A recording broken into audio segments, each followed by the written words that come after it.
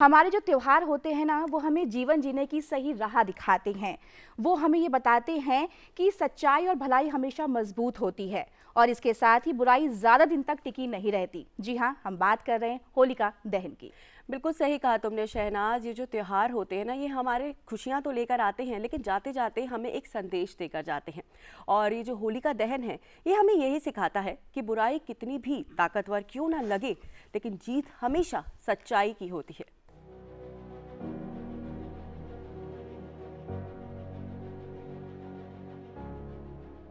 फाल्गुन की ठंडी हवा में जब ढोलक की थाप गूंजती है और गली मोहल्लों में रंगों की खुशबू तैरने लगती है, तब समझ लीजिए होलिका दहन का समय आ गया है।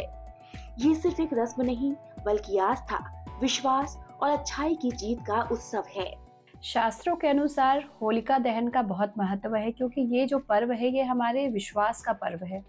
हिरण्यकश्यप के पुत्र जो विष्णु के भक्त थे, भक्त प्रहलाद, उनकी भक्ति के से परेशान होकर हिरण्यकश्यप ने सोचा कि मैं इन्हें अग्नि में भस्म कर दूं, और उन्होंने अपनी बहन को ये कहा, जिन्हें ये वरदान था कि वो अग्नि में नहीं जल सकती हैं, कि अपने गोद में भक्त प्रहलाद को बैठाएं और जिसमें भक्त प्रहलाद भस्म हो जाएंगे। परंतु विश्वास की जो क्षमता है, ताकत की, वो देखिए कि भक्त प्रहलाद तो उनको कुछ भी नहीं हुआ उस अग्नि से, परंतु जिन्हें वरदान प्राप्त था होलिका इस अग्नि में भस्म हो गई।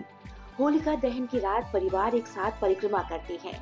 नई फसल की बालियां अर्पित की जाती हैं और मन ही मन बुराइयों को इस अग्नि में समर्पित किया जाता है। ये आग सिर्फ लकड़ियों को नहीं जलाती, बल्कि हमारे भीतर छिपी ईर्ष्या, क्रोध और नकारात्मकता को भी राख कर देती है। आज के समय होलिका दहन का यही महत्व है कि आप अगर विश्वास रखते हैं तो बड़ी से बड़े परेशानियों को भी आप बहुत आसानी से तय कर सकते हैं। विश्वास को अटूट कैसे बना के रखना है, चाहे परिस्थिति आपके विपरीत हो, इस पे आपको हमेशा ध्यान रखना है। होलिका दहन में आपको क्या करना चाहिए, उसके बारे में आज मैं आपको कुछ बताऊंगी। होलिका दहन में आप नारियल अपने परिवार के साथ होली के अग्नि में जलाएं और उस नारियल में ये सोचें कि आपकी सारी ईर्ष्या, क्रोध और जितने नकारात्मक शक्तियां हैं वो आप अग्नि में जला रहे हैं, और फिर से आप दूसरे दिन बहुत मंगलमय होली मनाएं। होलिका दहन का संदेश अहंकार का अंत और विश्वास की विजय। ये पर्व हमें सिखाता है कि चाहे परिस्थितियां कितनी भी कठिन क्यों ना हो, सत्य और आस्था की लौ कभी नहीं बुझती।